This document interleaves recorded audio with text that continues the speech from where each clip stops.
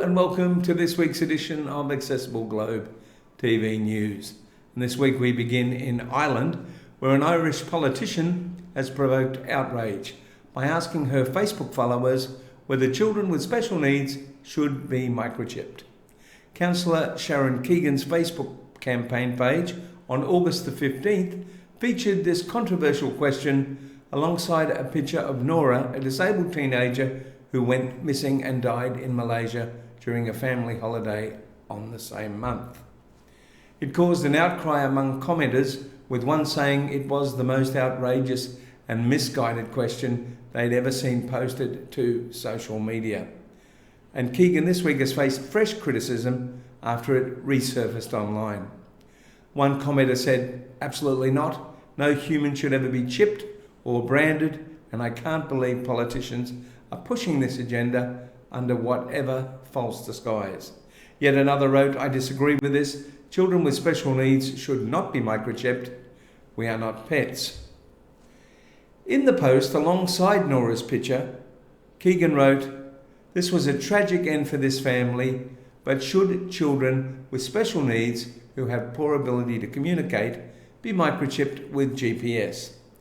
This has been asked of me by a parent of a teenager with no verbal skills.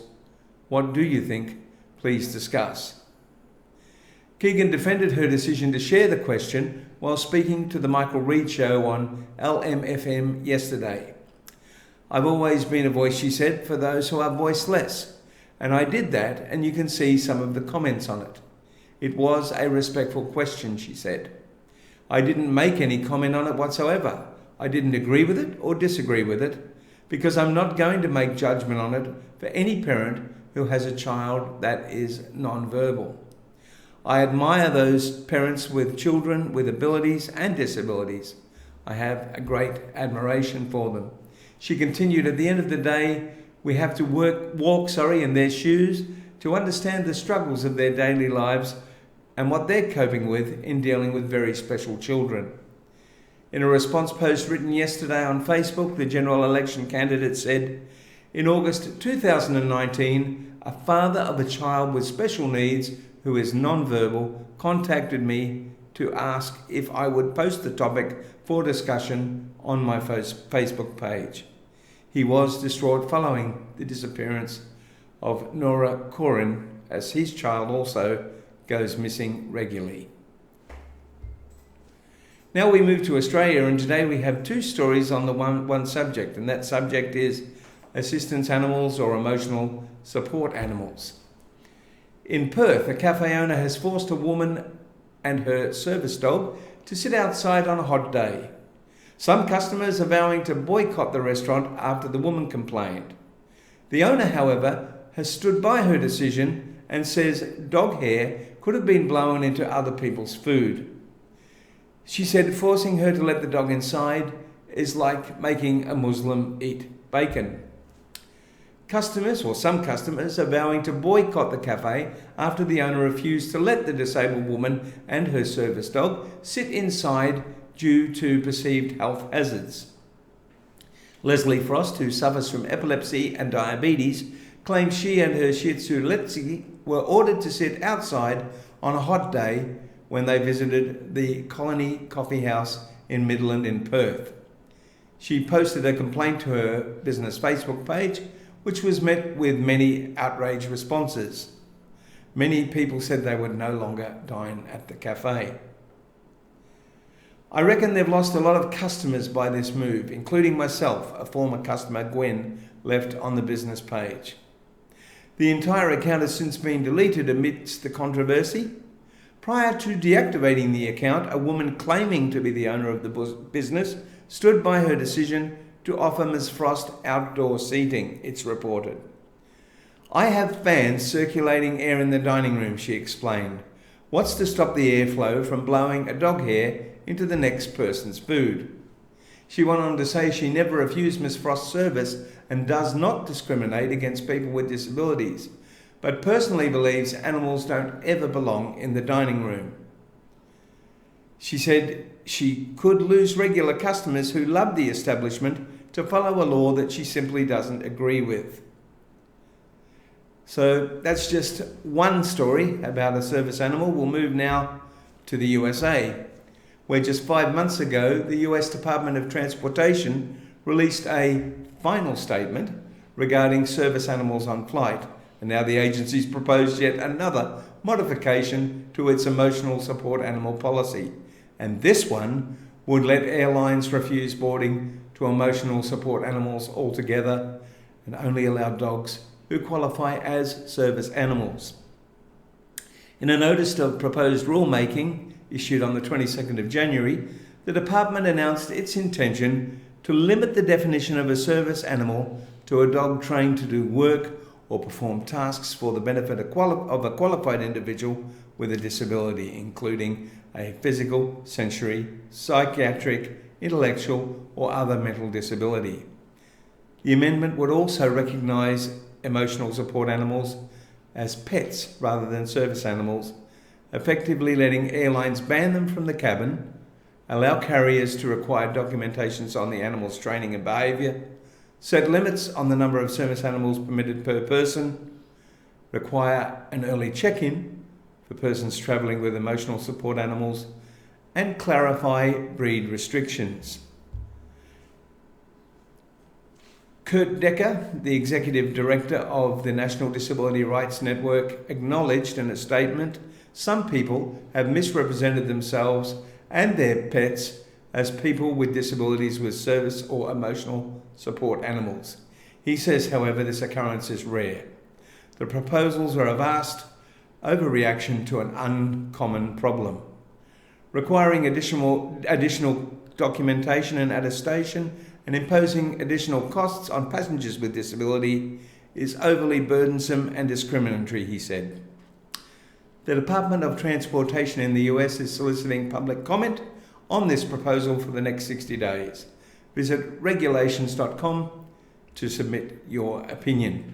And just to let you know, it's a pretty hot topic, and in the next 3 weeks we're having a whole spin program dedicated to the topic of assistance animals and emotional support animals. We'd love to get your opinions. Email us at thespin@accessibleglobe.tv and let us know what you think or any questions you would like us to ask. Again, in the USA, we move on to the next story. A disabled student has filed a federal lawsuit against Miami-Dade College, alleging he was not allowed an accommodation of additional time to complete a test. That's what he states in a 9-page complaint filed in the Miami District Court. The plaintiff, identified as AD, said he was denied additional exam time even though the college's disability services officers granted him an accommodation of more time. He attends classes at the MDC's Wolfson campus. The student is suing under the Americans with Disabilities Act, a civil rights law enacted in 1990 that prohibits discrimination against individuals with disability in all areas of public life, including jobs, schools, transportation, and in all public and private places that are open to the general public. It is said that the plaintiff has difficulty walking and uses a cane. He says he was insulted in front of his classmates.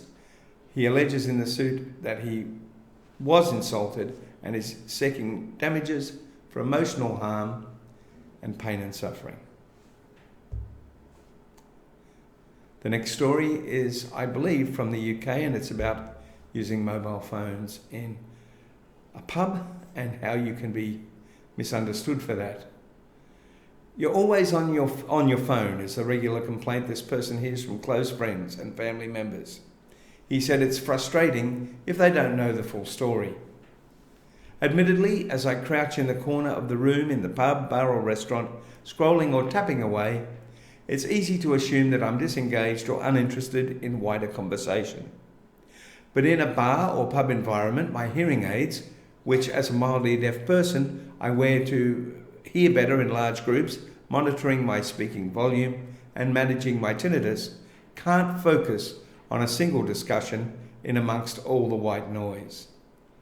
What isn't visible are the interactions I'm having online with an incredibly strong disabled community.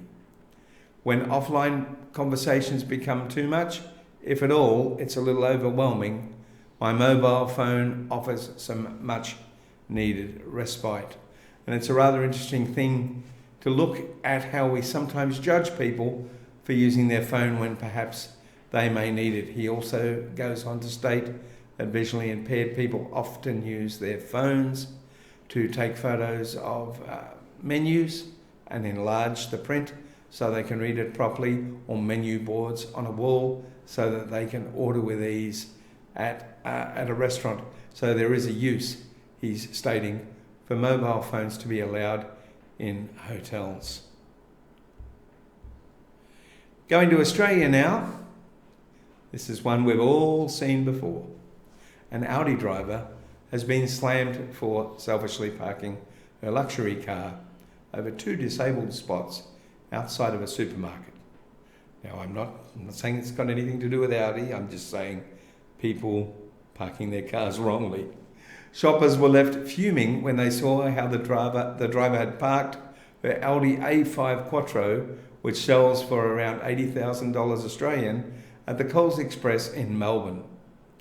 A shopper who confronted the driver said the woman sheepishly apologised before rushing into her car and driving away. The photograph of the dodgy park sparked outrage online, where people accused the woman of being a typical Audi driver again.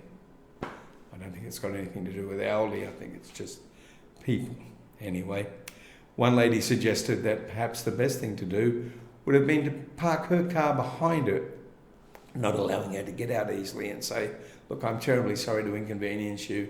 I'll just jump in for 5 or 10 minutes and do some shopping. We just put it on because we've all been there. We've all had the need for a disabled park and have had people in the park that sometimes don't need it. We're not talking about people who, as we've said on the program before, some people's disabilities aren't obvious and we shouldn't judge them, but to park your car across 2 disabled car parks, I think, is a fairly clear infraction of the rules. Thank you very much for watching Accessible Globe TV News today. Don't forget, we're looking for presenters and also contributors for the news, and we would love you to call us or email us at news@accessibleglobe.tv, and we'd love to hear from you and indeed get you on our program. See you again next week.